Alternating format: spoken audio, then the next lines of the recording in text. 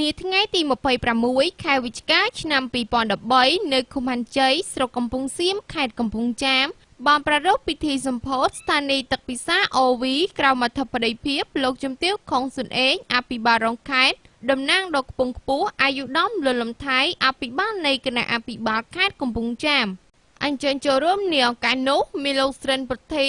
នាយកផ្គត់ផ្គង់ទឹកស្អាត និងអនាម័យ ក្រសួងអភិវឌ្ឍជនបទ ប្រធានមន្ទីរអភិវឌ្ឍជនបទខេត្ត តំណាងអង្គការទឹកស្អាត មន្ត្រីរាជការ និងអាជ្ញាធរស្រុក ប្រជាពលរដ្ឋ ព្រមទាំងលោកគ្រូអ្នកគ្រូសិក្សានុសិស្សយ៉ាងច្រើនកុះករ បន្ទាប់ពីមានចំណាប់អារម្មណ៍របស់លោកជាប៉ូលីស ប្រធានមន្ទីរអភិវឌ្ឍជនបទ លោកនួនព្រៀង ប្រធានគ្រប់គ្រងកម្មវិធីគម្រោងទឹកស្អាត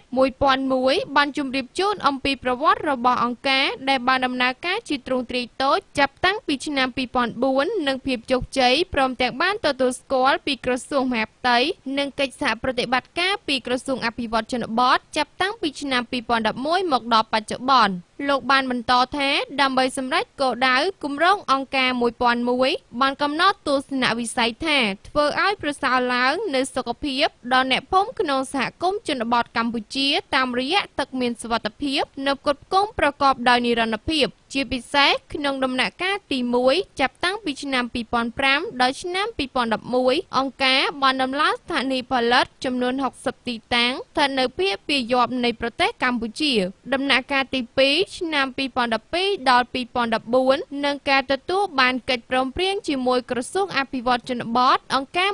1001 ដោយមានការផ្តល់មូលនិធិពីអង្គការដៃគូនានាទាំងក្នុងនិងក្រៅប្រទេសបានបន្តនៅការចូលរួមចំណែកជាមួយសហគមន៍បន្តទៀតដោយក្រុងដំឡើងស្ថានីយ៍ឲ្យបាន 60 ទីតាំងបន្ថែមទៀតជាក់ស្ដែងថ្ងៃនេះដោយមានការផ្តល់មូលនិធិពីអង្គការ UNICEF និងការចូលរួមសហការនិងគាំទ្រពីក្រសួងអភិវឌ្ឍជនបទស្ថានីយ៍ផលិតទឹកសហគមន៍ហាន់ជ័យក៏ដូចជាស្ថានីយ៍ផ្សេងៗទៀតនៅខេត្តកំពង់ចាម បន្ទាប់ពីការធ្វើចំណាប់អារម្មណ៍របស់លោកស្រិន ពុទ្ធី នាយកដ្ឋានគ្រប់គ្រងទឹកស្អាតនិងអនាម័យក្រសួងអភិវឌ្ឍជនបទរួចមក លោកជំទាវ ខុង ស៊ុនអេង អភិបាលរងខេត្តបានថ្លែងអំណរគុណនិងធ្វើការកោតសរសើរចំពោះអង្គការទឹកស្អាត 1001 ដែលបានសហការជាមួយក្រសួងអភិវឌ្ឍជនបទ ជំរុញធ្វើឲ្យមានសមិទ្ធផលនេះឡើងដើម្បីរួមចំណែកក្នុងការជំរុញការលើកកម្ពស់សុខភាពសហគមន៍លើវិស័យទឹកស្អាតនិងអនាម័យជនបទដែលធ្វើឲ្យប្រជាជនរស់នៅជនបទមានទឹកស្អាតមានអនាម័យសម្រាប់ហូបហើយជាការរួមចំណែកស្របតាមគោលនយោបាយរបស់រដ្ឋាភិបាលដែលកំណត់ថាប្រជាពលរដ្ឋក្នុងតំបន់ជនបទទទួលបានសេវាផ្គត់ផ្គង់ទឹកស្អាត